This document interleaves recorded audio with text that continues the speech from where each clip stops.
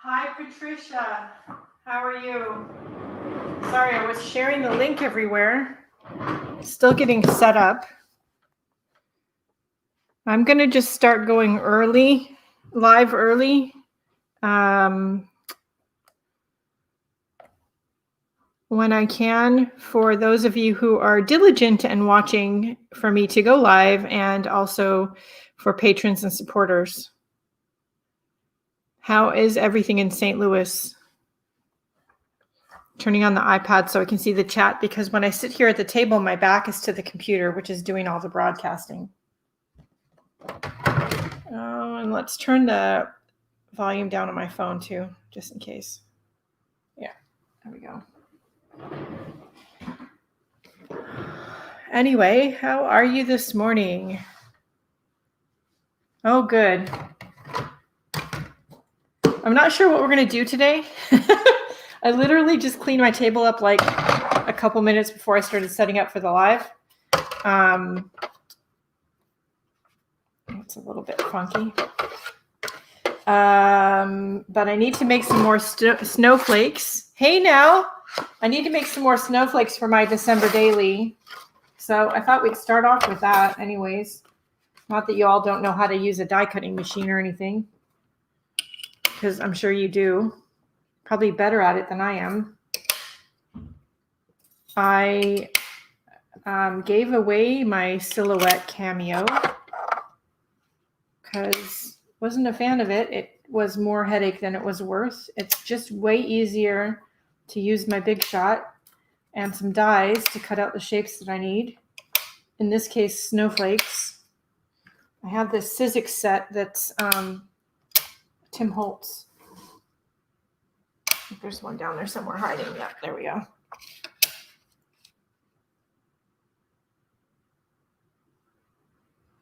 So, in my opinion, I've had a few die cutting machines, and like I said, I gave away my Silhouette. The software, it wasn't really necessarily the machine, it was the software, in my opinion. This is just my opinion. I couldn't get it to work. Not that it doesn't work well, and some people have probably way more patience than I do, because I just have none. And for me, it wasted more resources and money from the resources than it did solved any time concerns. It didn't save me a lot of time, I think is what I'm trying to say. It's Monday on Tuesday because it's the year of Mondays. Anyway, it didn't save me any time. It took more time, and it was a lot of frustration. And for me, the Sizzix Big Shot has been a way better investment, and I got it on sale.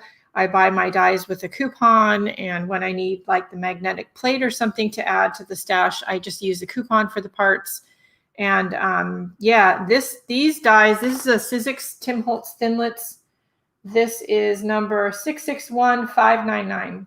It's the snowflakes. And I've been cutting it out of just painty papers like these. I do have some like colored printer paper, like right here. So while we're just like hanging out here and getting started a few minutes early, we'll cut out a few snowflakes, pull out some blues. What is everybody else doing right now besides trying to make the best of what is bound to be a very strange Christmas season? Because, COVID.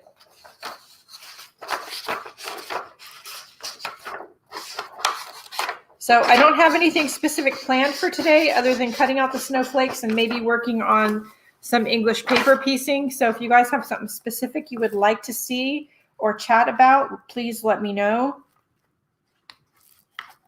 Is that too purple? That's very purple. Okay. So I think we're going to stick with those colors of blue. What I will be doing is chopping these in half because this is way too big for the machine.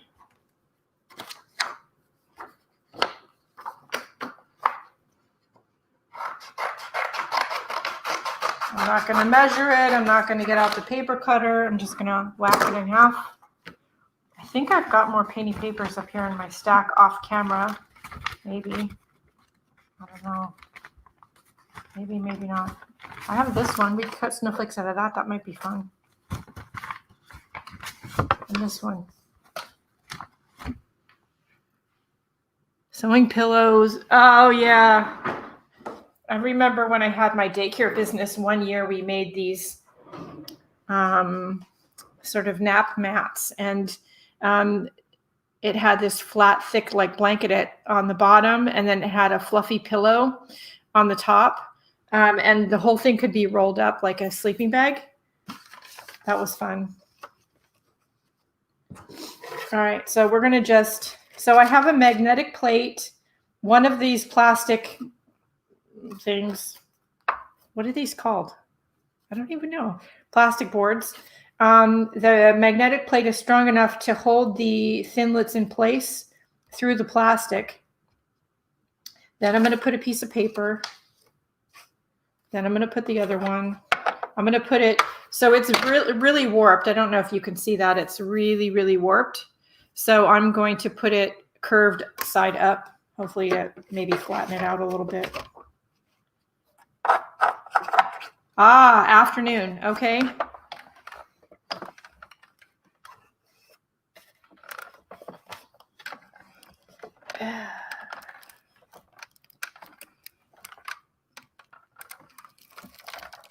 So hello, Petra. Hello, Laura.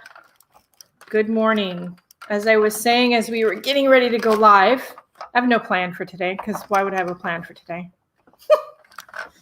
I just know I need to make more snowflakes. I've been working on the December Daily Journal. That first page video aired today, second video in the series, but the first video of a page. And I'm filming them a few days ahead. Anyway, I'm having a lot of fun with it, but I definitely need more snowflakes.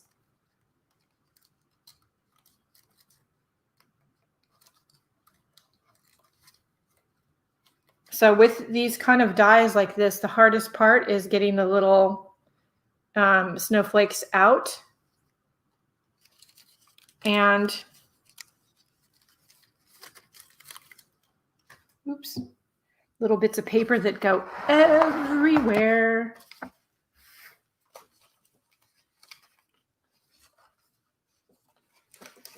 I know this is like riveting content. That's a joke, people. I have to start my Christmas shopping today because I can't really go anywhere. So when I do my, I don't know about you guys, but when I do my die cutting like this and I get a piece of paper that's like perfectly punched like that, you can use it as a stencil. You can use it as collage paper in the background of something. So I've been saving these, which is why I have these, and I've been using them in the December Daily.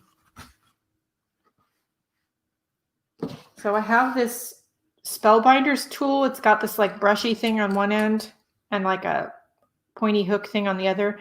I actually don't remember if it's supposed to be a straight point or a hooked point. It is possible it was a straight point, and at some point I bended it. Hello, that's great English. Bent it. Ay, ay, ay.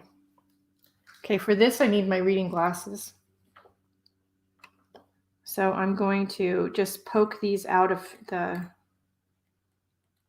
thinlits. Maybe. There we go. You just find a corner that you can lift up and then gently pull it out. Now for these ones like that don't have like little pieces in it, that's like done and ready to go. How cute is that? It would be cute on a Christmas card or something.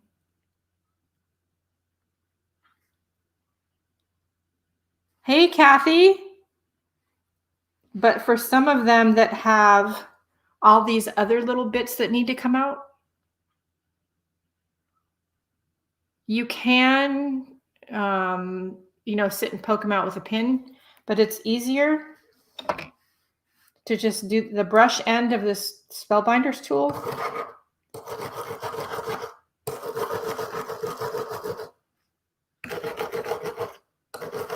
They do sort of fling themselves around everywhere. Just FYI. The stubborn ones that don't want to come out, I will use the pointy end to poke them out. I usually just put music on in the background, something relaxing.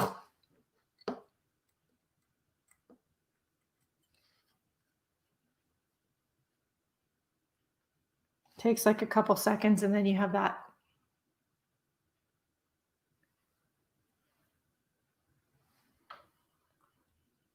Hey, Marion.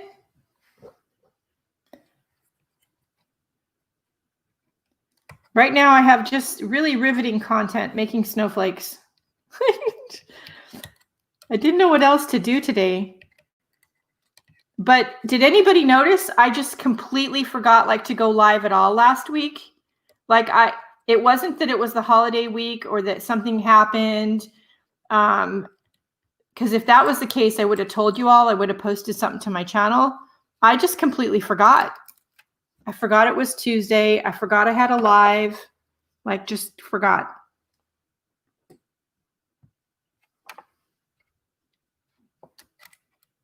That's how you know the stress is getting to me. My memory is worse than normal. Not that it's great ever, but. So then I just gently use the pointy end to, there we go, lift up a little piece, and then I just do that, and then we get snowflakes. There's a lot of different snowflake dyes out there and Thinlits out there, but generally speaking, I usually like the Sizzix dyes. I think they're pretty good quality. They cut really well. And if you're going to do a lot of Thinlits and snowflake doily type dyes, then you need one of these tools, in my opinion.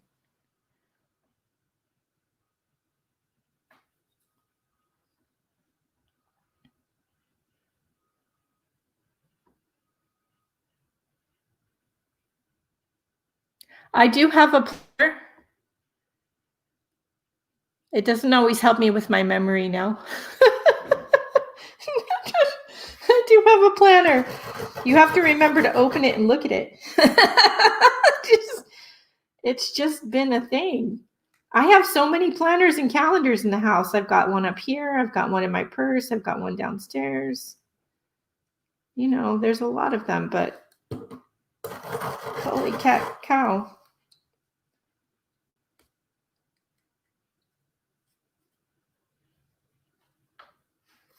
So like, you know, when you see this like pile of, can you guys see? Oh, yeah, you can, yeah. This pile of like snowflakes here. How pretty is that?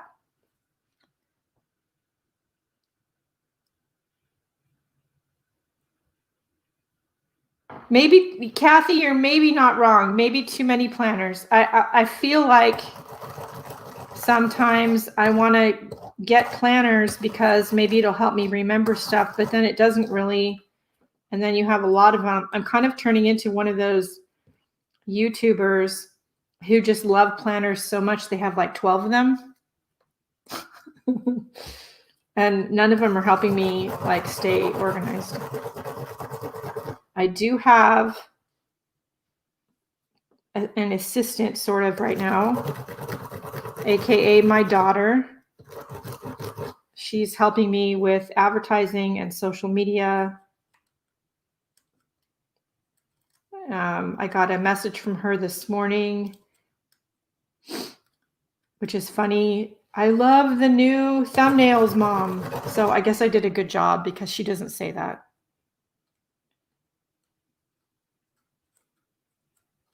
I usually get, Mom, really? More than, oh, I love that.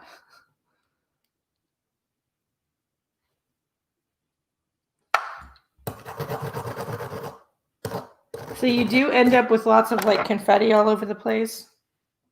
Just beware. You probably have to sweep your floor or vacuum when you're done.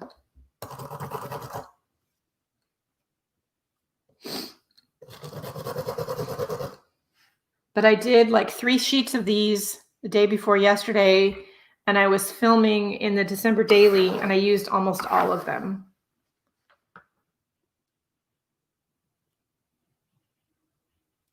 So the downstairs planner has a calendar in it, like a household calendar in it. And that's the one that lives downstairs. Everybody's, told to write stuff in it. Even those that don't live here anymore, like my daughter and son-in-law, I've told them, if we're watching the dog or you're going out of town and we need to check on the house, or you need to write it in the calendar downstairs, or I am never going to remember. And that's not a COVID thing. That's just a mom's forgetful thing. Stress and COVID don't help, but it's gotten worse with menopause. I don't know about the rest of you. So we're going to try a piece of this colored.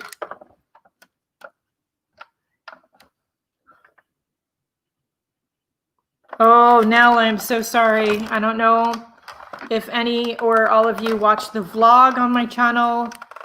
My mother-in-law, who is 92, is COVID positive. I have to say, she's a tough old bird, and I say that with all affection in my heart. She is making it through just fine. She seemed to, thankfully, have a mild case, and how pretty is that going to be? She seemed to have a mild case, and it seems to not really affect her too much. So she's doing really well. But yeah, she got COVID. It can happen to anybody. I don't know. There's a few YouTubers here whose family have been directly affected by COVID. One of whom I was watching yesterday, and close family friend of hers passed away. She did a PSA on her channel. I think her channel name is Kaylee, I think.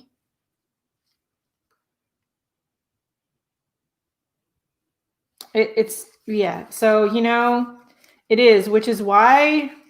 So if you guys follow my journey at all, I've said for years, I'm really not hot on Christmas crafts. And I gave away all my Christmas crafting stuff a long time ago.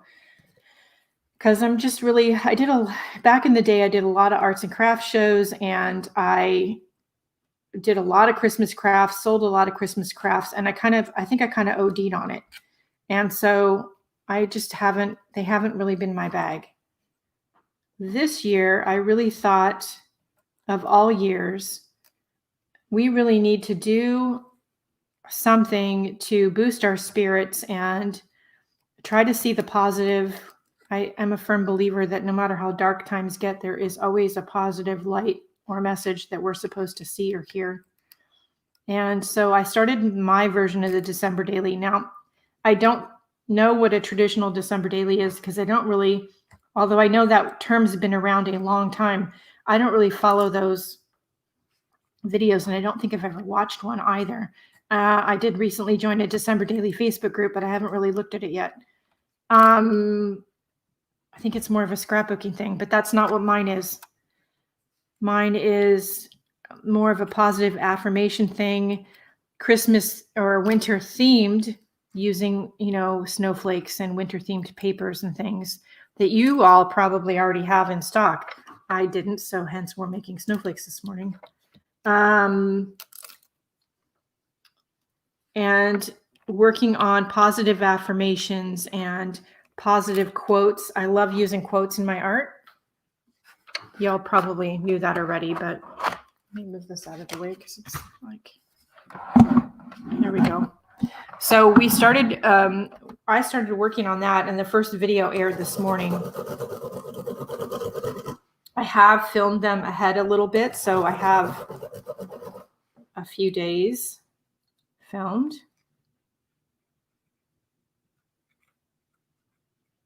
I'm having fun making the pages and using not only the few winter themed things that I've purchased for doing it, but also using some things that I already had in my stash in a new way.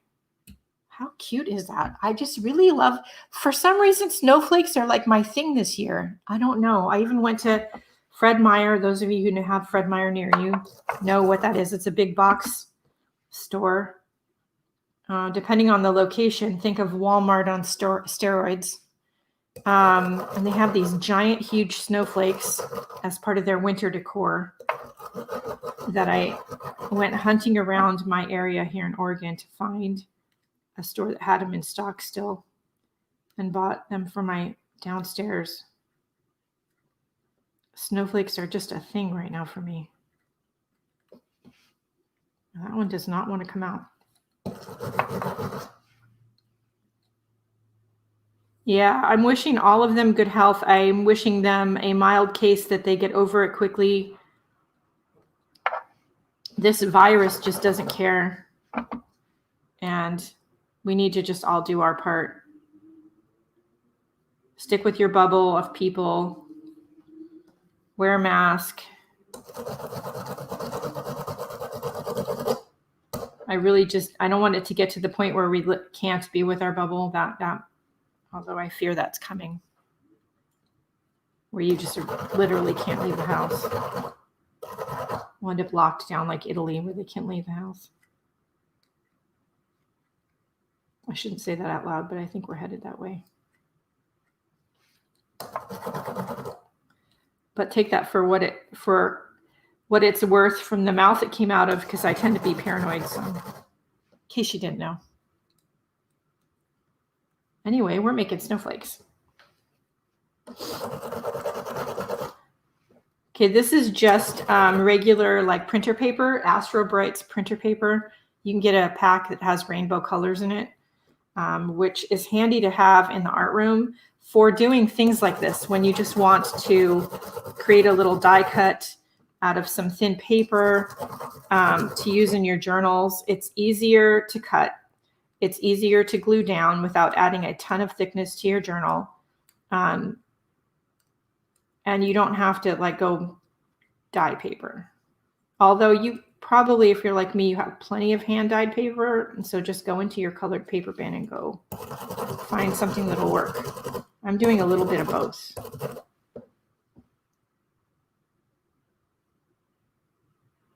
Oh, Estella, hello, good morning. And thank goodness.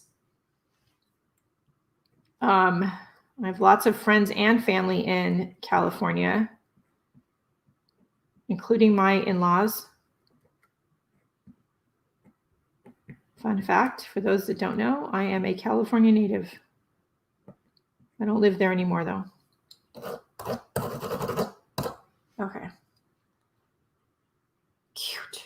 All right, so, but you end up with all of this stuff. It's like everywhere. Yeah, Petra, I live in Oregon, so, you know, it rains a lot.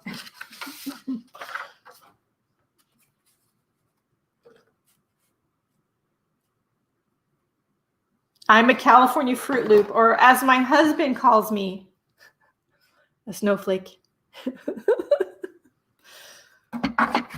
But yes, I'm a California Fruit Loop.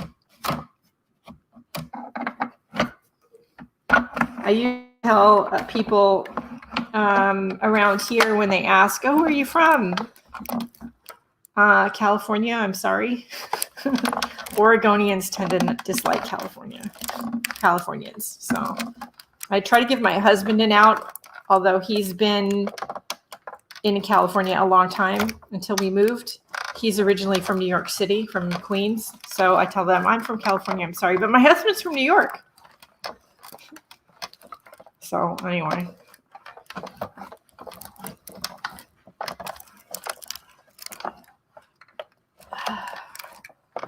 So for those who don't know why I'm sitting here cutting out snowflakes,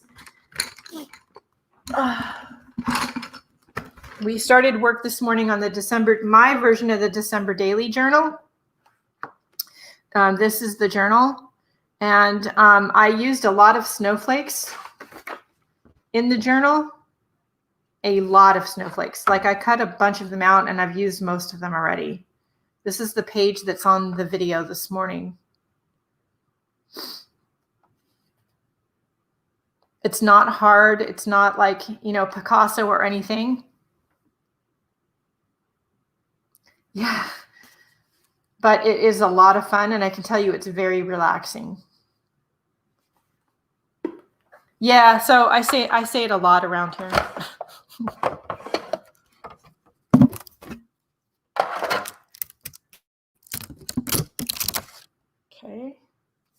These dark blue ones are pretty.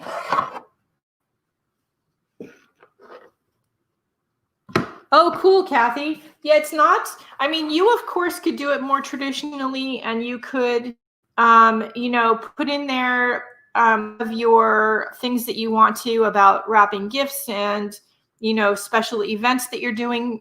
Of course, it's safe, pandemic safely. This is a weird Christmas, and it's going to get weirder before it gets normal. So we do something different in our December daily journals, which is why I started doing this, and focus more on getting through the season and trying to find the light in the dark. And so that's where the idea came from. And as I was thinking about the idea, I realized I had this little sticky notepad of to-do. This says to-do on it. So I thought, well, if we do to-dos, but we do them non-traditionally, like learn, grow, laugh, love, breathe. I almost always put a quote. Hey, I'm Beck. And then this part, I always put a quote. And then this part of writing that you'll see in the videos, that's me. That's what is coming out of my brain as I'm creating the page. I don't actually think I said that on camera. So the quote is something you see me look up on my phone. I usually type in whatever this word that we've picked out of the affirmations bowl for the page. And then I put that word in quote. And then whatever comes up, I find a quote that appeals to me, and that's what I write down. And as I'm writing it, these thoughts are coming into my head, and I'm writing them on a scrap piece of paper. Do you want a preview of the other pages? Thank you. I've done through the 5th of December already, because I just started going yesterday and just kept creating.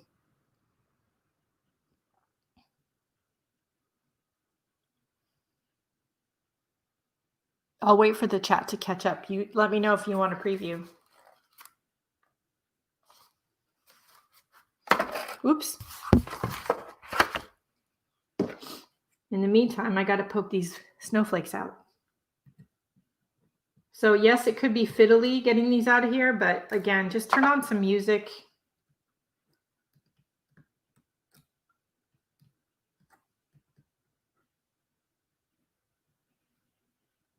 Uh-oh, it's windy there. Are you getting a storm in?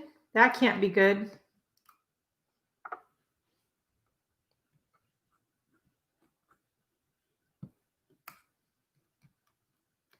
We finally started doing our Christmas cards last night.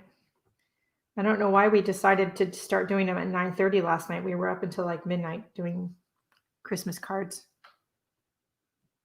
The penguin is so cute. He is from a scrapbooking paper pad called, isn't he the cutest thing?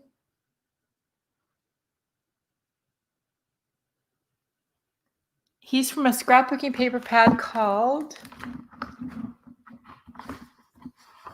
Christmas Cuddles from the Paper Boutique.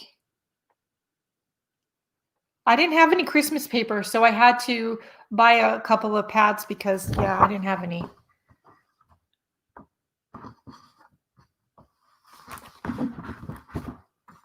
So I have that one that I've been using, and then my order from Simon Says Stamp finally came in, and I got Simple Stories too from them.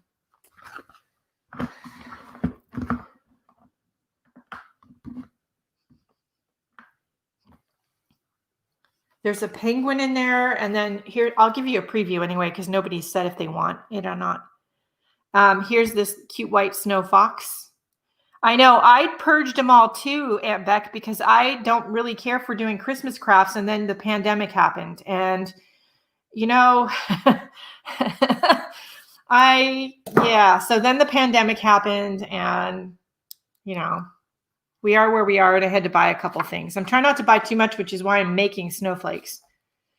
So that's tomorrow's page. And this pad of paper has these cute, like, winter animals in it.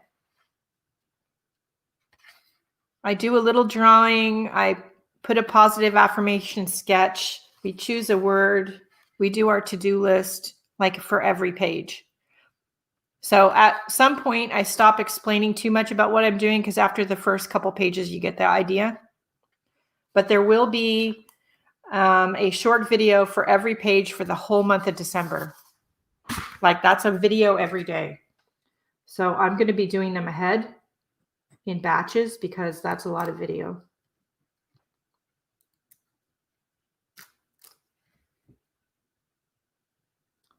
I thought the same exact thing. You're not alone. And then 2020 happened and it was like the universe was laughing at me saying, ha ha. But you could do something like the Positive Affirmations Journal, winter themed, without actually having winter papers or any winter specific stuff. Use what you have. Maybe have winter colors in mind. So pull washi tapes that you have that are, you know, blues and whites and grays. Pull painty papers that you've made that are those colors. Pull some dies out of your stash and create some little embellishments. Maybe you don't have the snowflake die, but maybe you have something else that will work. The figure I put on the first page is an Art Foamy from Inat Kessler. It's not a Christmas. I think it's like a zombie kind of thing. It's not a Christmas one, but it worked on the page. But you're not alone. I mean, you know, I got rid of all my holiday stuff, period, except for a few things from Halloween that were sort of generic, you know, skull stuff, because I like that kind of thing year round. But I got rid of everything else. I got rid of all Christmas paper, Christmas fabric, like all of it, because I figured I wasn't going to need it.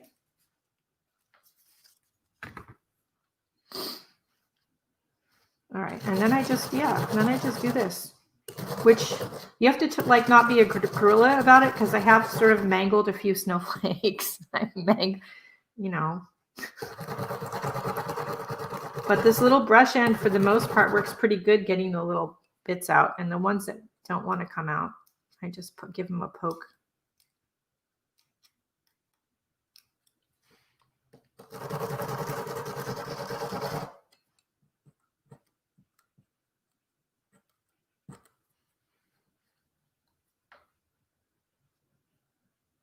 But yeah, again, I'm just, you know, the snowflakes, I haven't made the snowflakes out of Christmas paper. These are just plain papers. Drawing, this is just printer paper. Holy cow.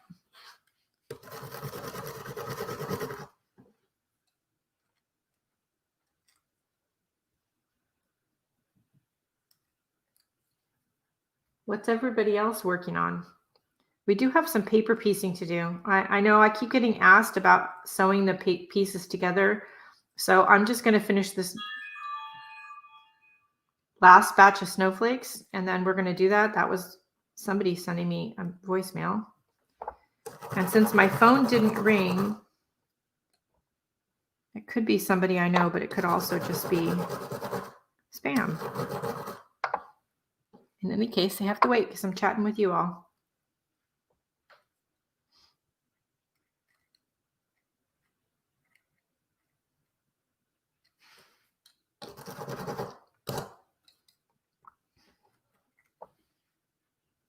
Okay. Wow, what a mess. Curtains. Oh, I saw your the post on Facebook about your curtain project. I did that in our old house. We moved in and it had terrible curtains. So we made a bunch of window treatments. Some windows didn't have any on it, and some had terrible, like 1970s vinyl curtains. They were awful.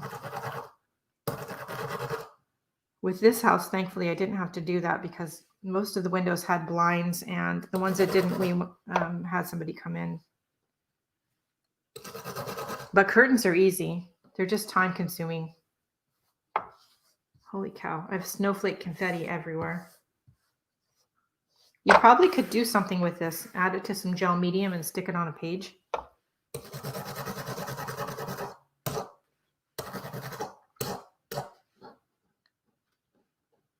we go. So now I've got a decent pile of snowflakes.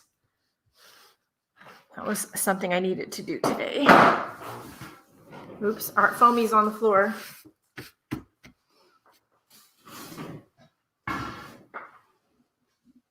So I didn't cut all the paper I have out, but that's okay because I can guarantee you I'll probably use those snowflakes up.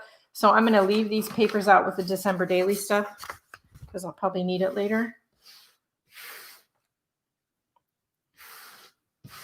Let me get some of this stuff off the desk because there's too much on here.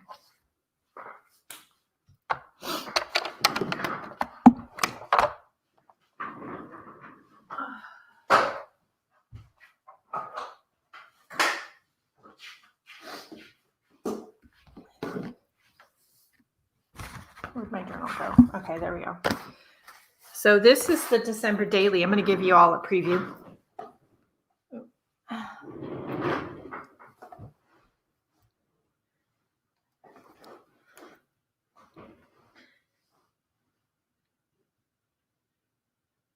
Yeah, Petra, I've done that so many times.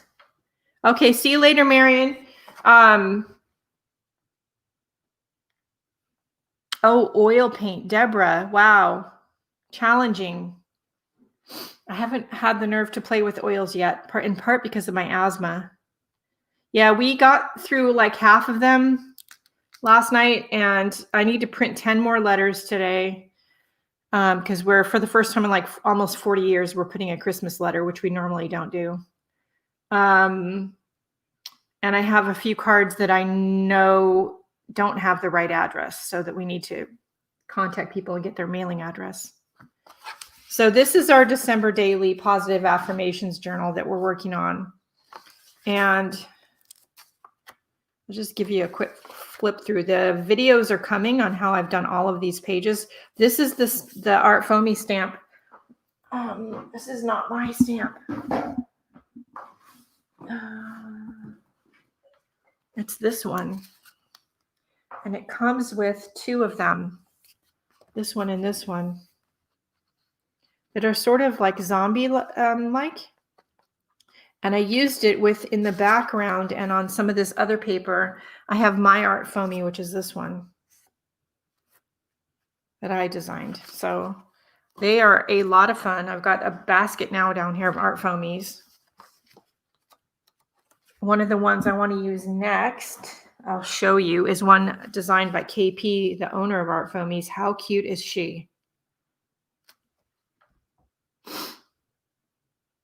Can you see that? There we go. How cute is she? How stinking cute. So she will be on one of the pages at some point, I can see, or more, because she's just adorable. And I was using the Himi gouache to print these, which you see me do on camera. And you know what? It worked out really, really well. This is the one for tomorrow.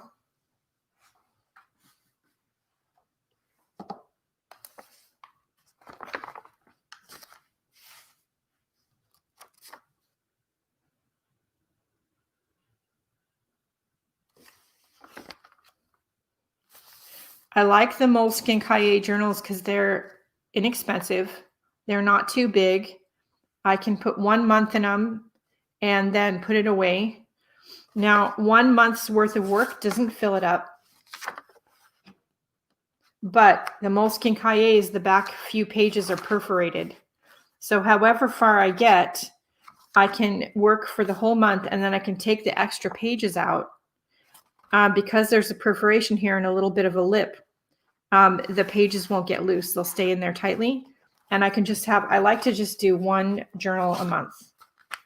It's just kind of a thing I don't know, a quirk of mine. There should be another one of these. Oh, yeah, there it is. So that's a preview of the videos that are coming. Hey, Linda. And again, this has been a lot of fun. Now I got some more papers in yesterday and some washi tape, Tim Holtz washi tape, and some little bit of art parts. So I'll be adding more to this. And I would be surprised if at the end of the month, this isn't covered in snowflakes and or whatever. I don't know. I would be surprised if there's not more stuff on here. So I made a nice big pile of snowflakes. So I'm going to need those later. So the other thing I need to do this morning is I need to work on this thing. So I'm making a piece of fabric with the hexagons, English paper piecing style. I keep getting asked about that. I'm making a piece of fabric because I have a couple of projects I want to make out of this fabric. And I found that the easiest way to do this for me, and I've only just started doing this. So some of you may have been doing this a lot longer than me and may have a different outlook on this. But for me, the easiest way to do this is to make the piece of fabric, take the papers out of the back, iron it to a piece of fusible interfacing. That locks everything in tightly. Once I have that, then I take the pattern piece and I can trace around it and cut out the pieces. And before I cut though, I take on the line that I've drawn on, I will go to the machine and do a very tiny little straight stitch to, again, help the interfacing lock all the hand sewing and stitching in. I want to make another coin purse because I've been requested to make another one of these, but I'm also I want to make a turtle pincushion. So I need to be able to cut 2 of these out of it, and I need to be able to cut 2 of, where's the other one? 2 of these. So I need to make the fabric bigger. So I just keep adding to it when I can. It'll be a while. I just use scraps of fabric.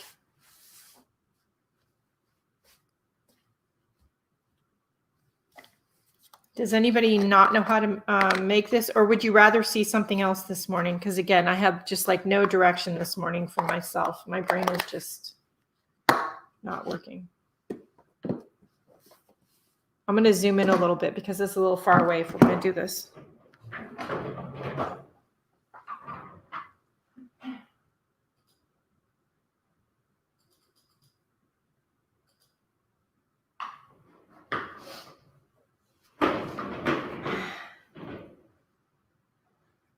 Okay, so I use Tula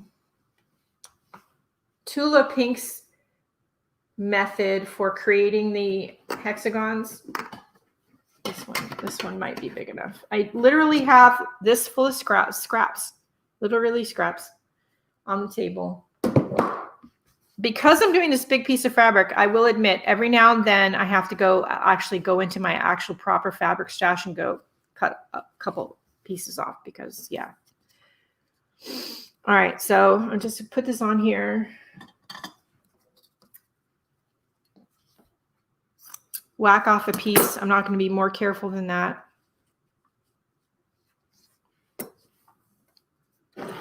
Now, Tula Pink, she doesn't, traditional English paper piecing, you would fold this over, you would baste it down, and then you would sew them together, then you'd have to take the basting stitches out. She uses fabric glue, fabric basting glue. And I do have some, but you can use washable Elmer's glue. This isn't intended to be permanent. You just put a bit on there and then fold the fabric over. And you can just make a bunch of these and have them like this, have them laying around.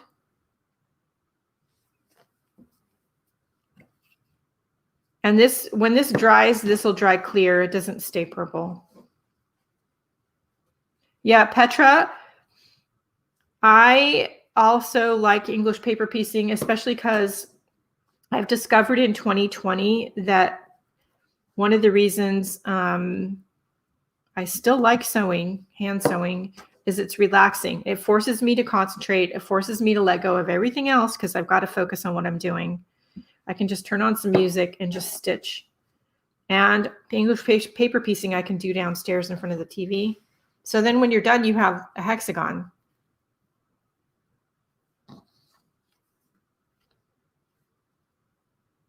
I'm going to turn off that autofocus. I don't know about you guys, that's going to like drive me up.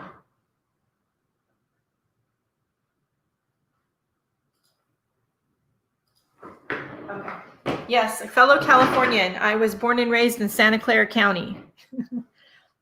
Mountain View, El Camino Hospital, Mountain View. Yeah, you can totally zone out, and it is a great thing.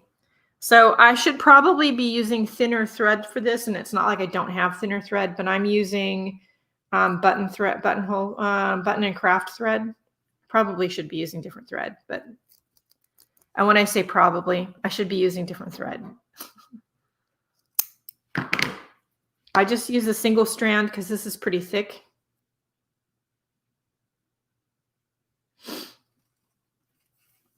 I'll put a knot in the end, which is so, you guys are all so funny about this. So I have the tail end of the thread between my thumb and finger. I'm going to wrap the thread around my finger and meet it up with that tail end. And then I'm going to just roll it. My friend Mike Deacon, he's so funny. It's not magic. It really isn't magic, I swear. All right. I need the reading glasses now. Yeah, so this is, it says Coats and Clark button and craft thread.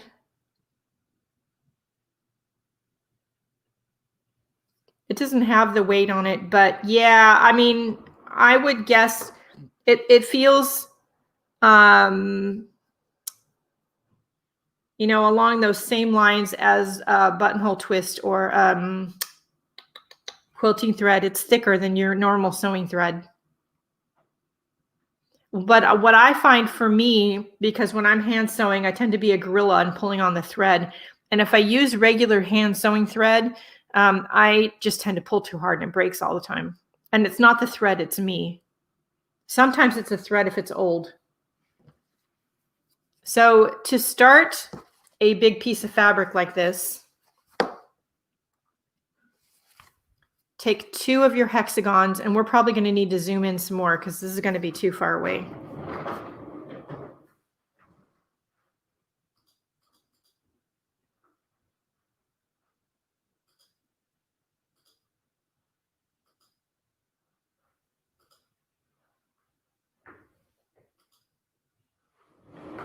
Okay. To start, I also use a very big needle because I prefer a big needle. But if you want your stitches to not show, then use regular sewing thread and use like a 7 sharp, a very small, thin needle. And then your stitches won't show at all. I don't mind if a few of the stitches show, so that's just me. So I'm going to take my needle and I'm going to poke it through here in the corner where the fabric is folded over on itself. And then I'm just grabbing a couple threads, and then I'm going to grab a couple threads on the adjoining piece of blue fabric. And again, I've got the right sides together and pull. You hear clomping. That's my husband on the stairs. And then we're going to do another stitch. I try to catch the tail end of that knot if I can.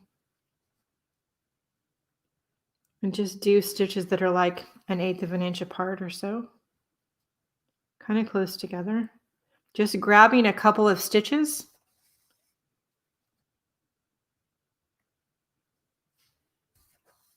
A couple of stitches, a couple of threads. Holy cow. Oops.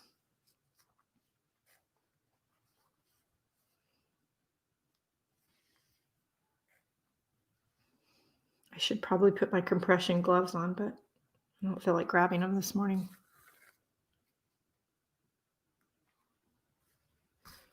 So if you have problems with your hands, don't, you know, be afraid about having to use something like compression gloves. I talked about that recently. So then when you're done, you have 2 hexagons that are sewn together.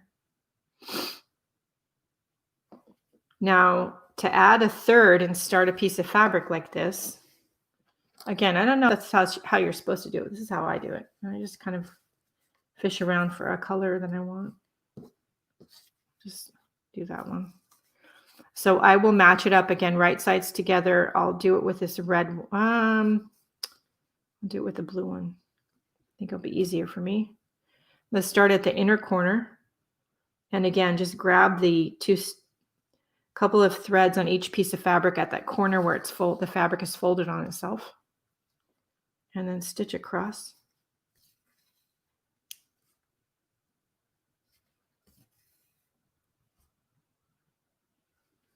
Now, whether you're doing these for a slow stitch journal page or as an applique on something, or you're making a piece of fabric, I think it's always done the same way. Tula Pink has a lot of videos on YouTube, on different channels. I think a lot of them are with the Fat Quarter Shop. She's a quilter and fabric designer, and her tutorials are really helpful and instructive. So now I am just weaving the thread back through the stitches that I made, back towards the center. This is just something I started doing because I don't like cutting the thread and tying knots all the time when you're doing a big piece. So now that's all great, well and good and great, but we need to attach it over here. So my hexagons are cut out of cardstock. And because they're cut out of cardstock, I can bend them a bit and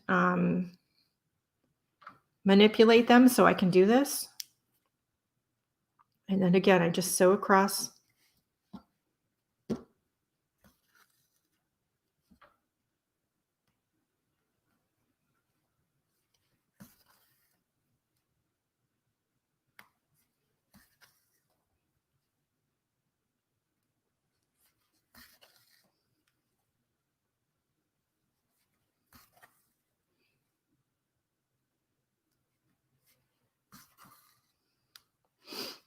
Until you get that.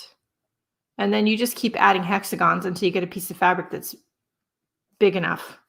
Now, on the piece that I'm working on currently, I'll tie a knot here.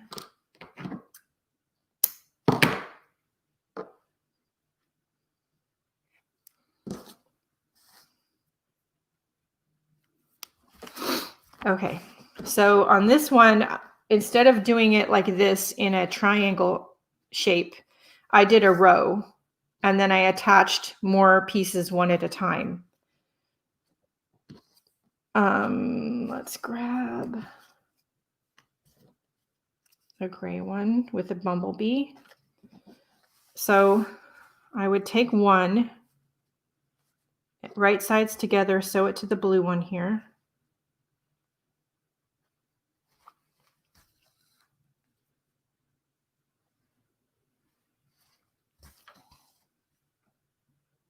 Once you have the fabric made, you can make anything out of it. You could make a journal cover out of it. You could make a bag, a pencil bag out of it.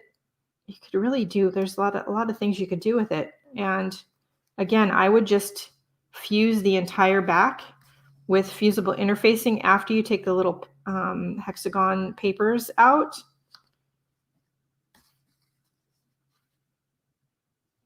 If you make your little hexagon shapes out of durable like cardstock, or I also use the covers off of paper pads, you should be able to use them quite a few times.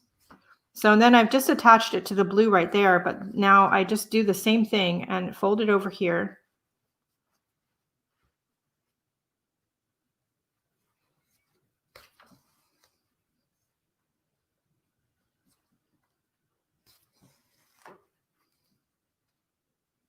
Now I was cutting my hexagon squares with my silhouette, which I gave away because, yeah, it frustrated me to no end. But there's hexagon thinlet dies out there.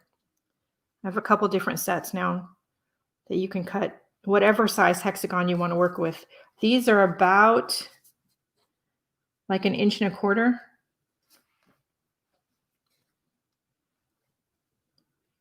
But you could do any size.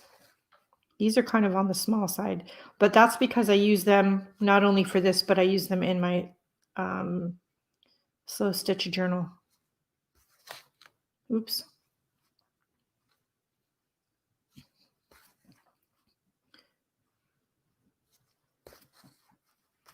And then you have that, and then you just keep going, and to add another one, start here on the gray one, stitch here, stitch there, stitch there. Now I am going to actually put this in. Am I going to put that in? I'm going to put that in, but I'm going to put it in that way. I don't like to put two colors of the same color together. Yeah, so you can do this. You can make anything out of this. So I'm going to turn this over this way, and I'm going to attach this triangle that we just made, just because I want to use it. I have to attach it anyways. I've had to make more hexagons a couple of times because I didn't have enough, and I've got to make this fabric pretty long to get what I want out of it. But that being said, I will be saving whatever scraps I have, and they'll probably show up in other stitching pieces at some point along the way. Or they'll end up in a scrap pack in Etsy or, you know, something. Okay, and then I'm going to weave back through the stitches. I hate tying knots all the time. I've said a million times, I'm the lazy, messy crafter. I'm not the frugal crafter. That's Lindsay Wyrick. If there's a shortcut, I'm going to take it. Okay, so then I'm going to do the same thing, and we're going to just bend it a little bit, line up our corners. Because I'm right-handed, I'm going to turn it over.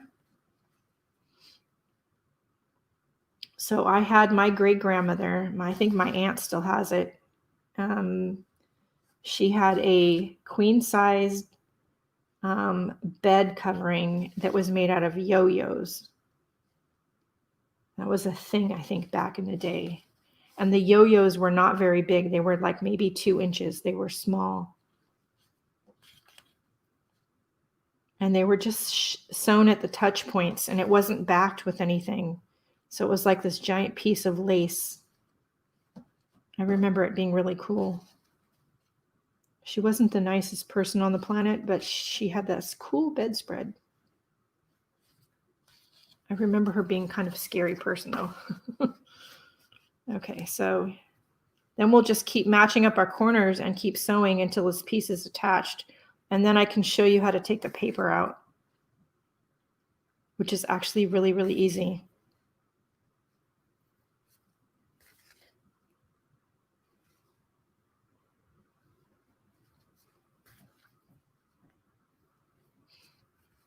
Just remember before you cut this apart by your project to put that interfacing on, trace your shapes on there, and then run a line of small, tiny machine stitching around the cut line, or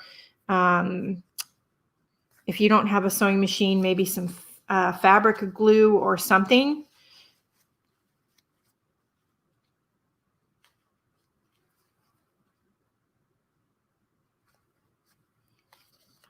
So one of the reasons I'm going to continue doing these lives, even when I don't have a plan on what we're going to do, is for the community and for the conversation. I want to encourage you all to, you know, support each other in the art community, and share our ideas on how to get through, like my affirmations journal, and you know, whatever ideas you guys come up with, let's make sure that we're sharing and supporting and encouraging across social media, YouTube, the Facebook art groups, wherever you happen to be, whether it's my group or one of the other ones. And if you're not sure if the content's something that you can post, ask one of the admins. They'll let you know.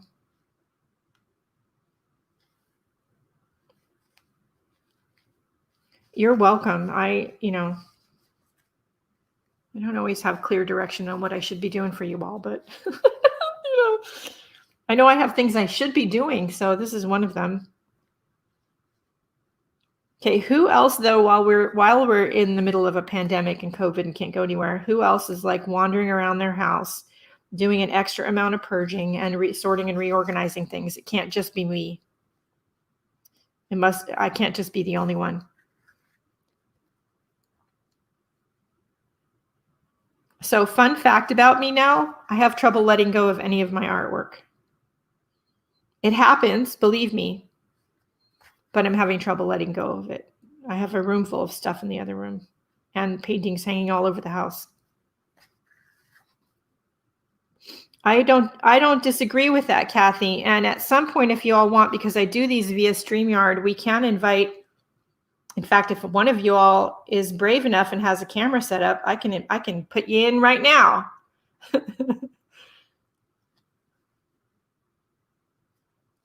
We can do these joint venture things here.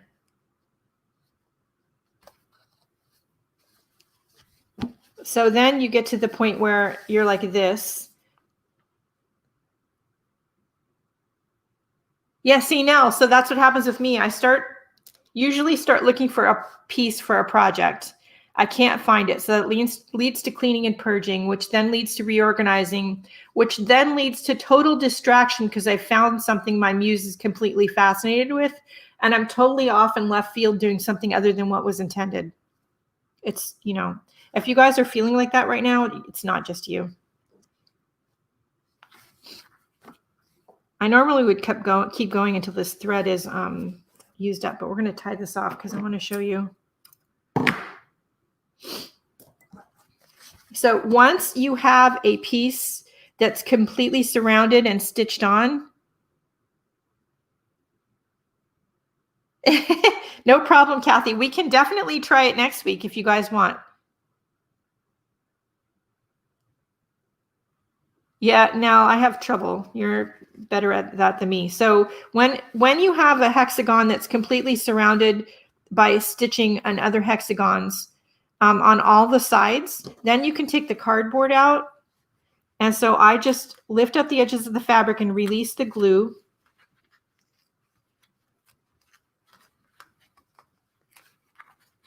And then it pops right out.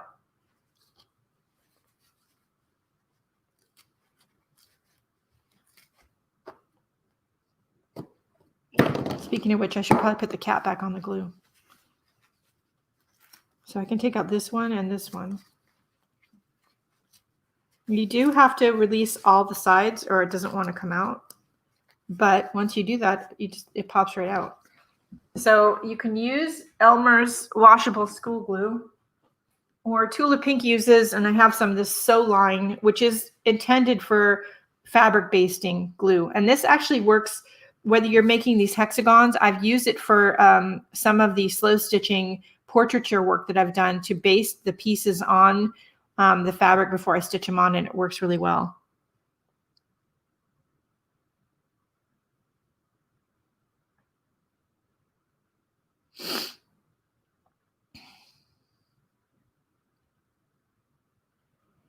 We can totally do sort of a, live art chat. We're actually all speaking to each other and I don't have to read the comments.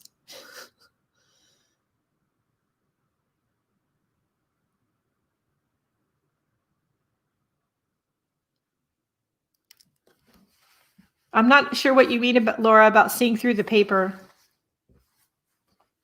Maybe you mean sewing through the paper.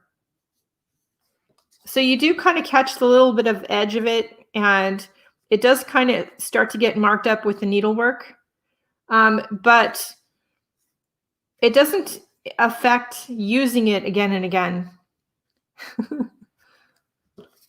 So then you just keep going and keep attaching more pieces. Let's see. At some point, sometimes I run out of colors.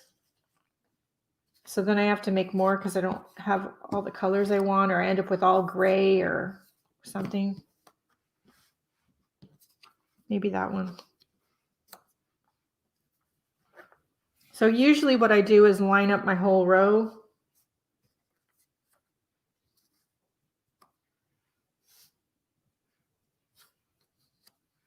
I try not to be too picky about it, but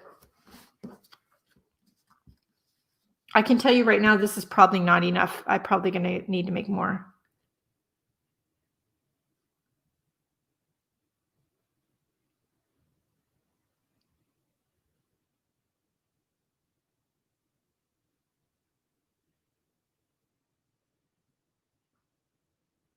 Yeah.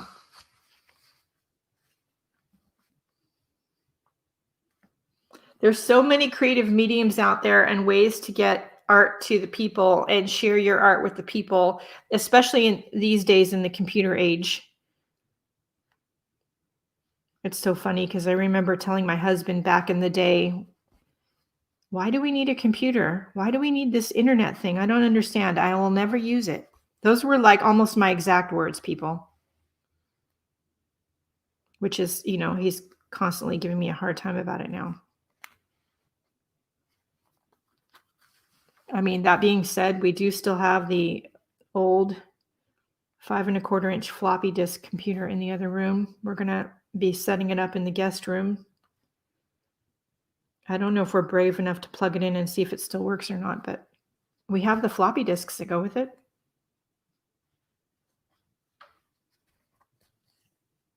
No, there wasn't.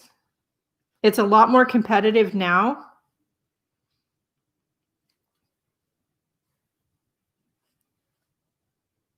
It was easier to make it a business and make a name for yourself back in the day because there wasn't as much competition as there is now.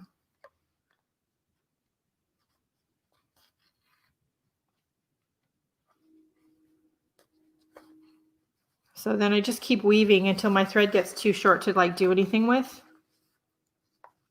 And then I just get some more thread and keep going. This is sometimes I'll do this downstairs and my husband's, watching The Office or something. I don't usually watch. I don't like that show, to be honest. But I can just do this. I'll put in an earbuds and put some music or something in. There's so many great artists that were destroyed in, different wars, especially World War II. So many lives lost.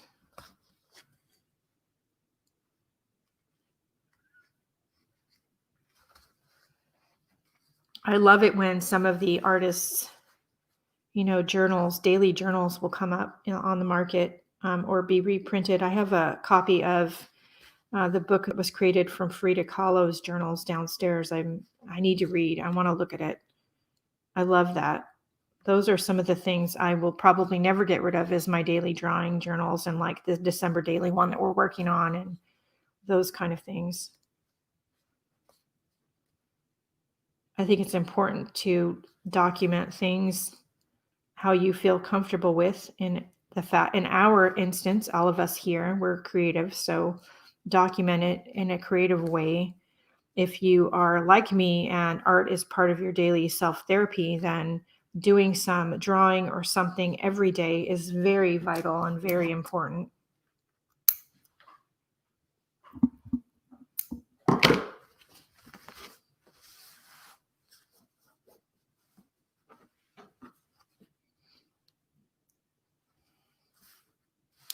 So the only thing that I would wait to do as I finish this row, I wouldn't take this one out until I at least have one sewn here, and I may add one down here at the bottom. So if I'm going to do that, maybe add that one.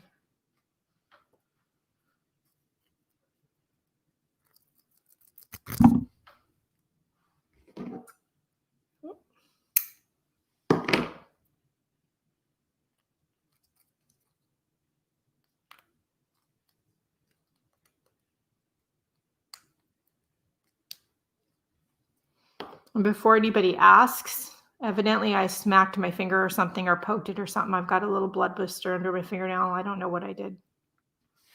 I have no idea. but I don't have full feeling in that finger from years ago. Before I met my husband, I actually broke that finger and lost the whole fingernail. So I don't know what I did.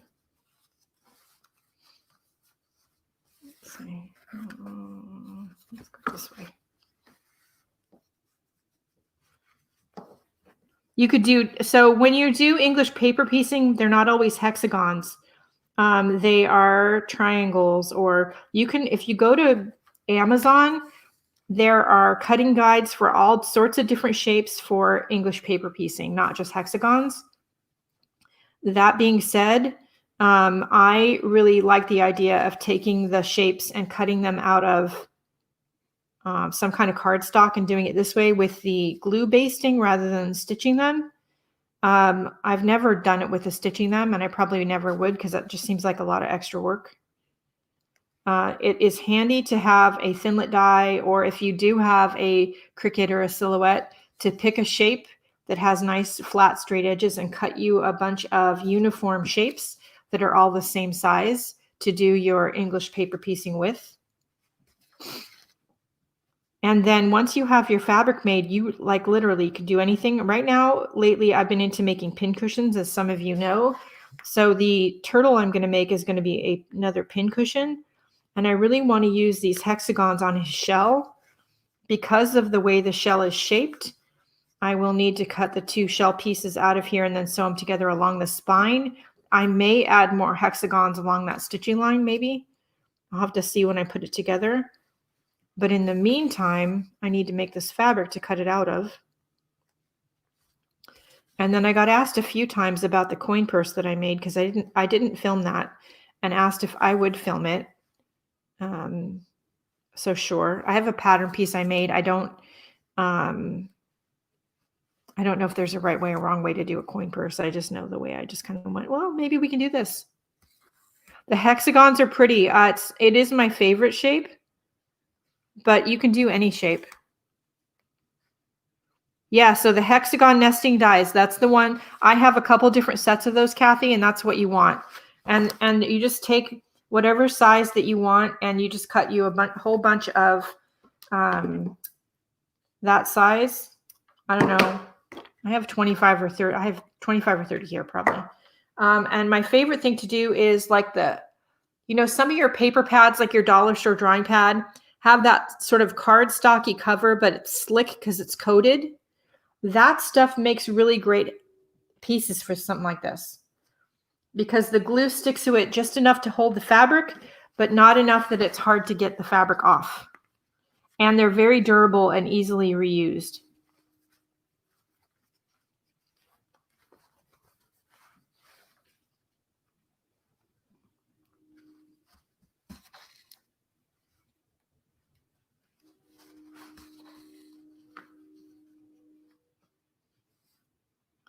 Now we are always here, and if you're on Facebook, there's a community of us over there.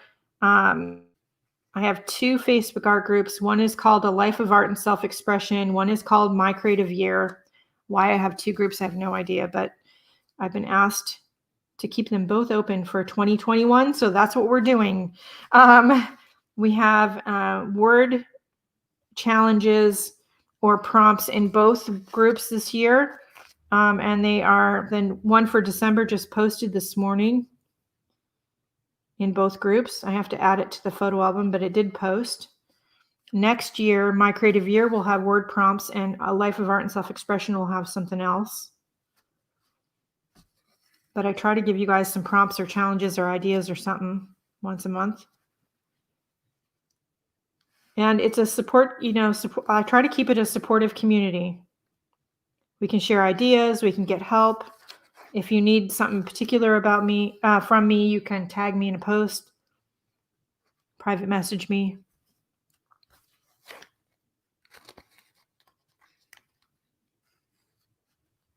Yeah, live chat's different. I like the idea of doing a community live. I don't know how many people we can do on StreamYard. Maybe one of you all knows if you do more StreamYard than me. I can do at least a couple, but I don't know how many. We can also do Zoom calls if you do connect with me on Facebook, we can set up some live Zooms where we just sit here and craft for a couple hours. We don't have to record it for YouTube or anything. Yeah, I know. I'm on Instagram. I'm on social media probably too much. I'm addicted. I admit it. Yeah, post on Instagram every day, and I post across my Facebook groups also every day, unless Facebook decides that I'm spamming myself and locks me out. Yeah, I try to do Zooms with the patrons and art friends, but I don't see why we couldn't do a YouTube Zoom. No problem, Laura. Have a great day.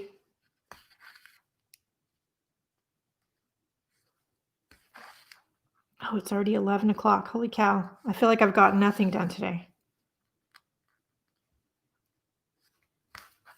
Okay, we need to add one more.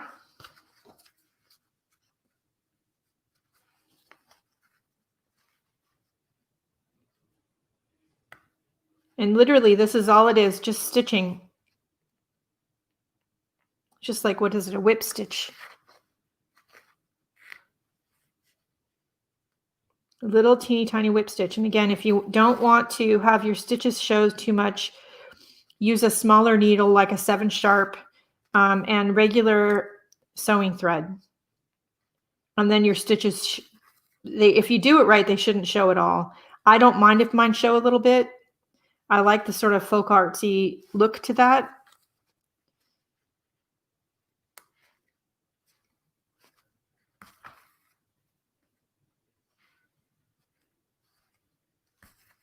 Okay, weave it back through. Got one more side to attach, then I can take a bunch of paper out. Now you can get the Elmer's washable glue anywhere. Anywhere around the world, it's everywhere. The Sewline fabric basting glue, I get it on Amazon because, first of all, COVID and not being able to get to shops, but also I don't remember ever seeing it at the fabric store. That being said, I haven't been to a quilting shop since before we moved, so it is possible it's something readily available at the quilting shops. But again, hello, COVID. And right now, I'm not going out unless I have to. That being said, I have to today. We're out of milk and stuff today, so got to get the mask and brave the world.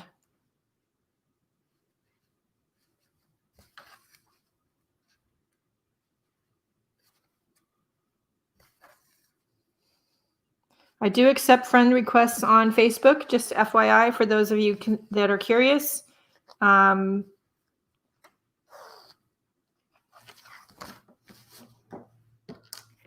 It's best if we have something in common. And you have to look like a real person on Facebook. Some of them, you just have to trust me. Some of them don't. Okay, so now that this one's attached on all except one side, I'm not going to add another one because I'm just going to do a long strip of fabric. So I can take this one out now.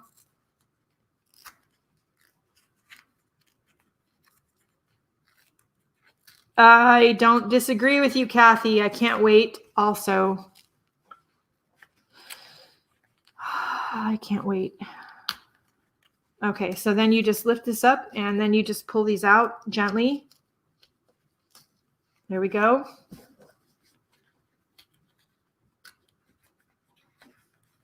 Okay, Janelle.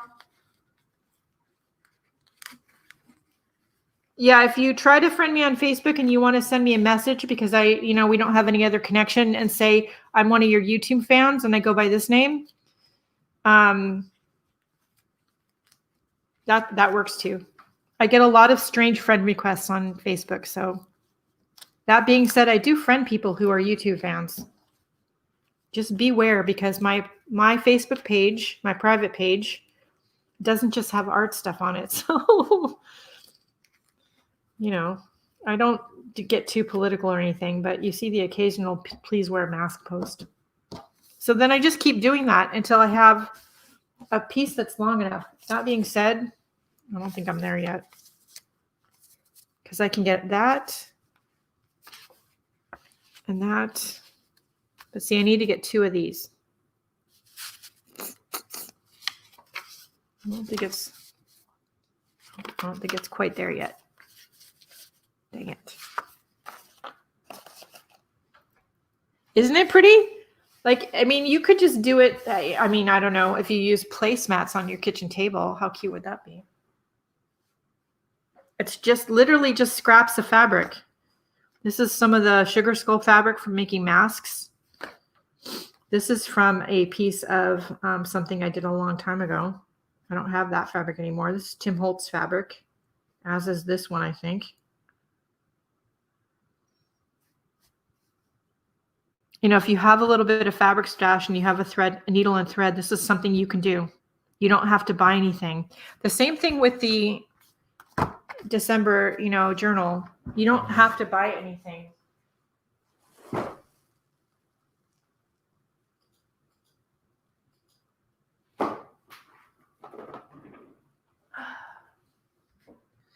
Just use what you have. So for instance, when I was doing this little bunny, I was just trying to finish up some cross stitch kits I'd found in my stash.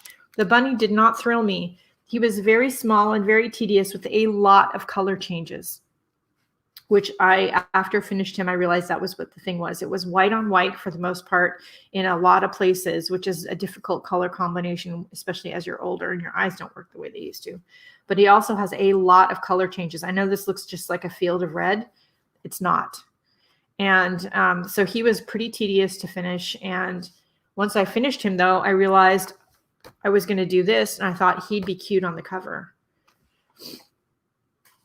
But I had that already. I've probably had this little cross-stitch kit like 10 years or more. And then again, we've just made the snowflakes out of what we had. I used a ballpoint pen and some Crayola colored pencils for this coloring here. I did buy the art foamies recently, but I had them. Though I did buy some Christmas paper, but you don't have to. You just want to go to a couple of your favorite Etsy creators and look at their digital downloads and see if they have a Christmas one that appeals to you. Like Mike Deacon, on his website, I know he's got Christmas downloads.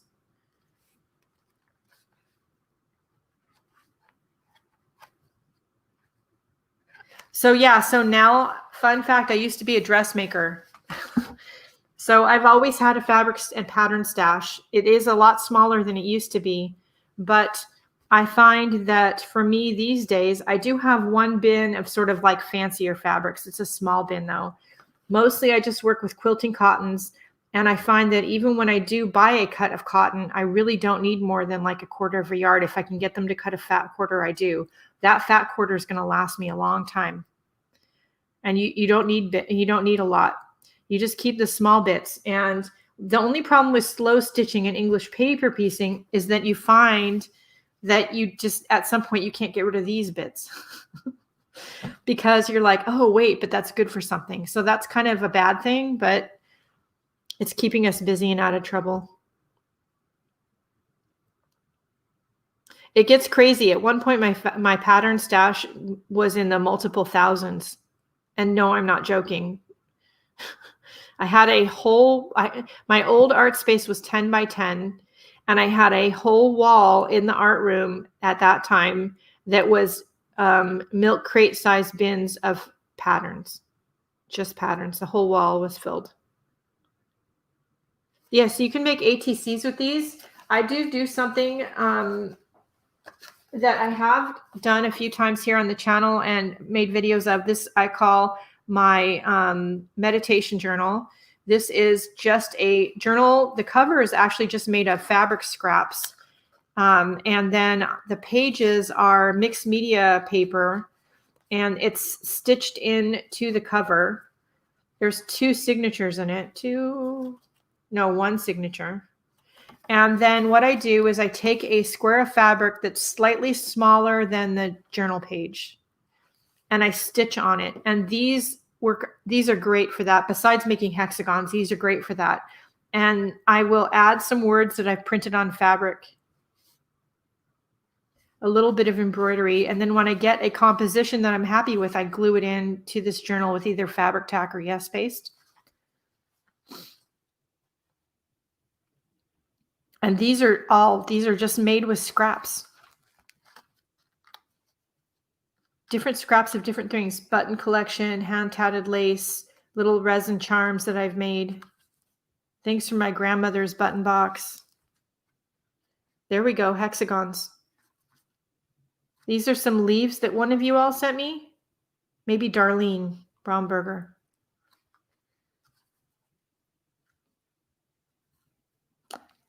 I'm glad you asked that because, you know, I get asked it all the time and I keep forgetting to answer it. So you can do the DIY way.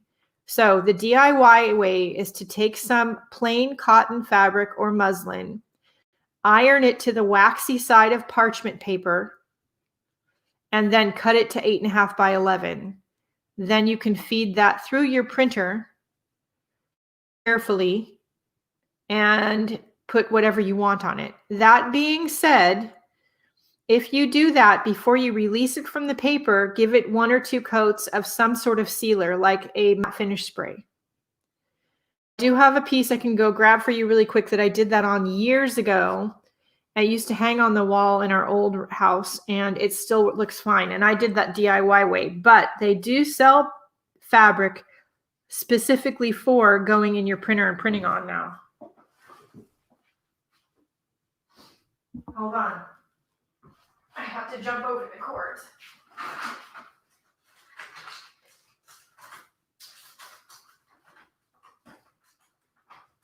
It's in here somewhere. That's not it. Oh, that's not it. Here it is. So June Taylor, which is a Sewing Notions company, makes computer printer fabric. It's already on sort of a backing, sort of a, I want to say adhesive backing for lack of a better term, but when you pull the backing off, the back of the fabric's not sticky. But it's already very nicely attached to the paper and very easily runs through your printer. You can print whatever you want on it. And then I just print sheets of words. I have sheets of words in my Etsy shop. And then I cut them apart. They look like little fortune cookie fortunes. Before I do anything with them, sometimes I'll leave them on the paper backing and stitch it down. It depends on what I'm doing. Sometimes I want to take the paper off. So I usually rough cut them, and then before I do anything with them, I score the back with a pin, and then that's the easy way to get the edge of the paper and then take the paper off. That being said, when you do it, like the edges of the fabric are going to fray a bit, so do it carefully or cut it bigger so you allow for that waste. But I've done this a lot, and I do like doing this just because it's not that the DIY one doesn't work. But remember what I said about being lazy? This is easier. Let me go grab y'all something real quick. Hold on.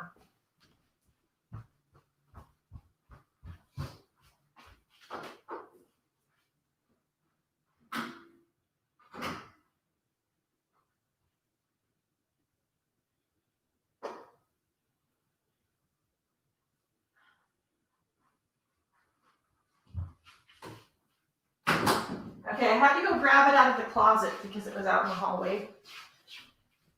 So years ago, fun fact, I've had surgery on both my feet. I'm going to need to zoom out. This is big. So I've had surgery on both of my feet. Bunions mostly, but I've had issues with my feet. I knew I was going to be laid up. I chose to do 1 foot at a time so that I would not be in a wheelchair, because that I didn't want to do. And but I knew at the same time I was going to be limited with what I could do. So I set up a project to do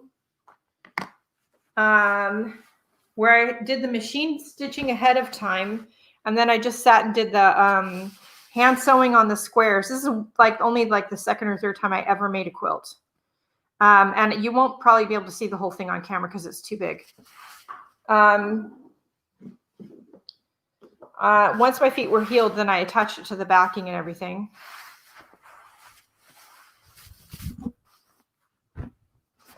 And this is sort of a memory quilt, and it was, when my daughter was growing up, it was kind of a test for her because it was a test of who the people were on the quilt. So this is at least 20 years old. The photos were printed DIY on cotton and then sprayed a few times with a sealer before they were cut out and attached to the backing fabrics. I pre-assembled the individual squares, and then while I was laid up, I did the beadwork and the hand stitching. And that's my mom and dad, by the way.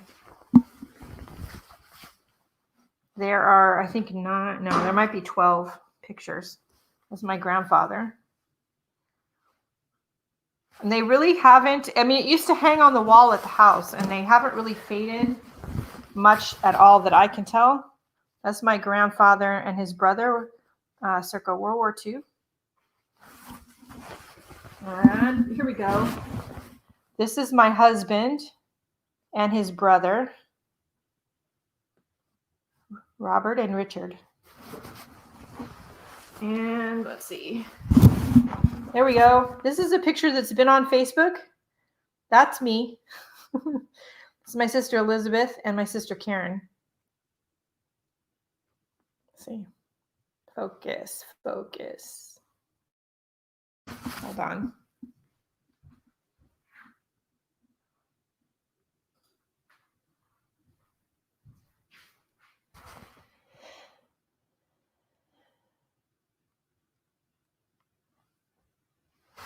Okay. And so I just did all of these that way. This is my grandparents, and that fat little baby in the middle is my dad. But this used to hang on a wall at our house. And you definitely could do this. This is my dad's parents, their wedding day.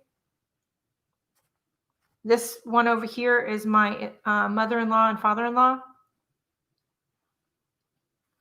And I used seed beads and bits and pieces that I had, ribbon roses, just what I had laying around. It gave me something to do while I was laid up. More old family photos. And it was a test for my daughter who these people were. Sometimes she got it right, sometimes she got it wrong. Now it just lives in the closet because there's like really no place for it. So anyway, this also was done with the DIY fabric. So this was done, and this, I don't know what I'm going to do with it now. It's very worn. It needs repair or something. This was made with my father-in-law's neckties after he passed away. This is him, and this is him with his granddaughter Ashley, my niece. These were printed DIY on the cotton iron to freezer paper. So you definitely can do it. What I discovered about doing that is put a little piece of like really thin masking tape at the head end of the cotton and freezer paper that's going to lead into the printer.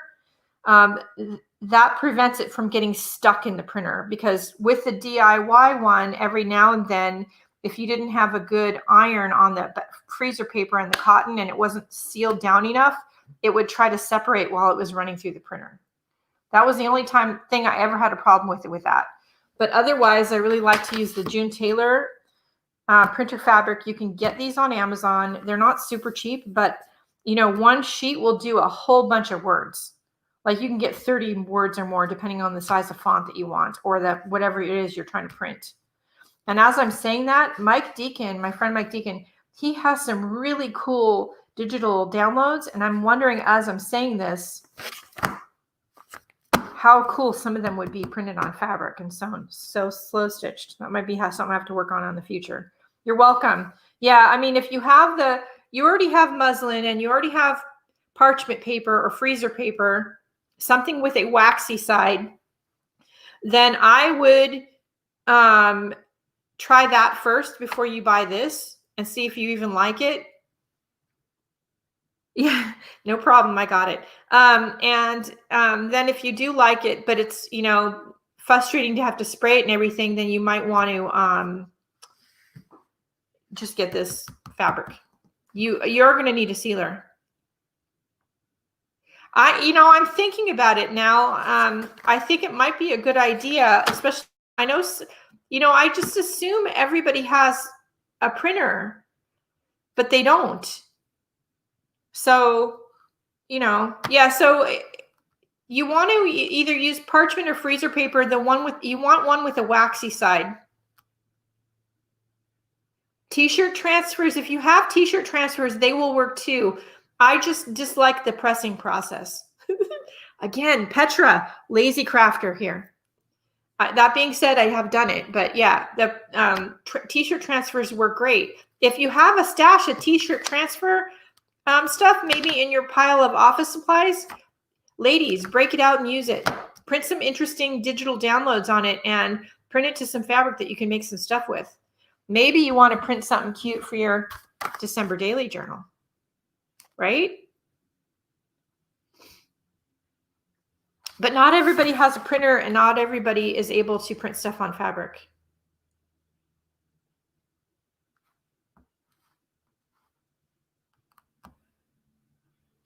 Alrighty.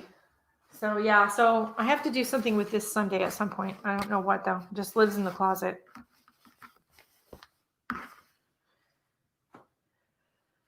Does anybody have any questions?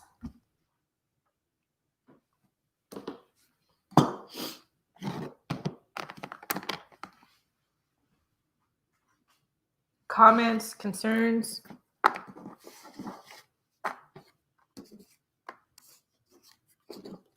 So when I have my paste, so I don't lose these, I put them in a little jar. Yeah, so that's a possibility now that I might actually take it off the backing. So I might actually take the corduroy off the back and separate it from the backing. That's possible. It is possible I take it apart and do something else with it.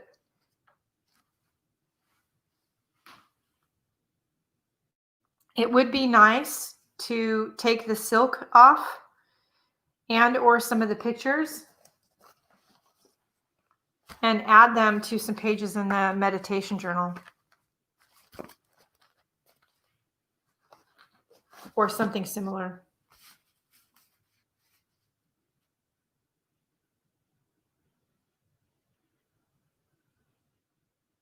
He's been gone a long time, but he was an interesting man.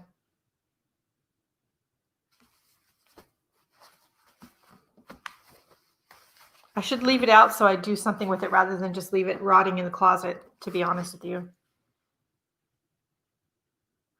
Yeah, so I have to go. A pencil pouch, yeah, maybe. Well, and the corduroy on the back is nice fabric too, so I can see doing something with that. I have to go to the grocery store. Can you tell I'm not excited? I didn't like going before COVID. All right, everybody. I hope, it was kind of a weird morning, but I hope it gave you some ideas. I hope you choose to join me on the December daily and don't feel like you can't do it because you don't have any December parts. Make your own. You don't have to have a snowflake die. Just use what you have. Use colored paper that you have. Draw some doodles.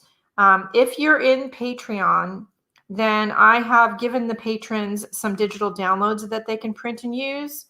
I also have given a limited amount of this similar digital downloads to people in my creative year. And I will be continuing to share. You also can just use solid colored paper, but use what you have. Yeah. And just have fun with it. And let's make the best of this crazy, weird holiday season that we're going to have. If there's something specific you'd like to see or a project you'd like to see next week on Tuesday, I'm here almost every Tuesday at 10 a.m. unless I forget, which evidently happened last week. Anyway, if there's something specific you'd like to see, please let me know. Leave a comment down below, DM me over on Facebook or on Instagram or something, and let's just have fun with it and be safe. Everybody support the free content for all of your favorite creators if you can, by shopping in their Etsy shops or becoming a patron or something, not just for me, but all your favorite content creators. Don't forget to stay safe, stay healthy, stay creative. Please wear a mask and do your part, and go out and do something nice for yourself, because you do deserve it. We deserve, not only on a regular year, but especially this year. All right, guys, I'll see you later. Bye.